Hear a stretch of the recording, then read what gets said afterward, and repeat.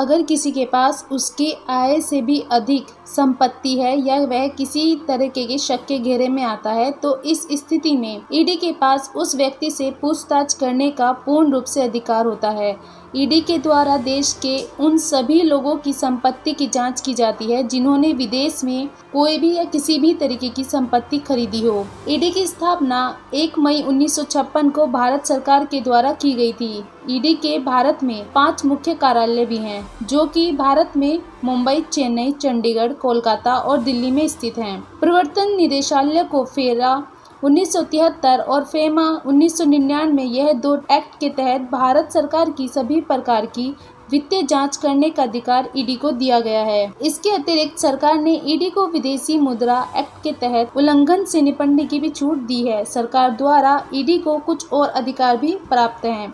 विदेश में किसी भी तरीके की संपत्ति पर कार्रवाई करके रोकथाम करने का अधिकार ईडी के पास होता है।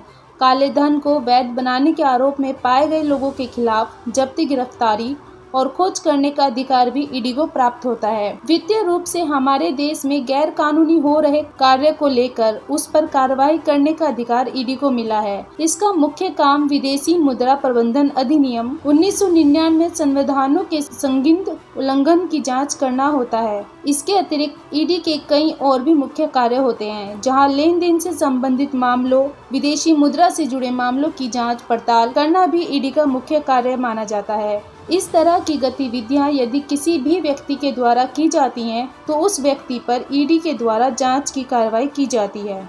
लेन देन के पैसों की ठीक ढंग से जांच करना, ईडी के द्वारा इंक्वायरी करने पर व्यक्ति के लेन देन की भी जांच की जाती है। यदि आप फॉरेन में किसी प्रकार की कोई भी संपत्ति खरीदते हैं, तो ईडी उस संपत्ति की जांच करती है।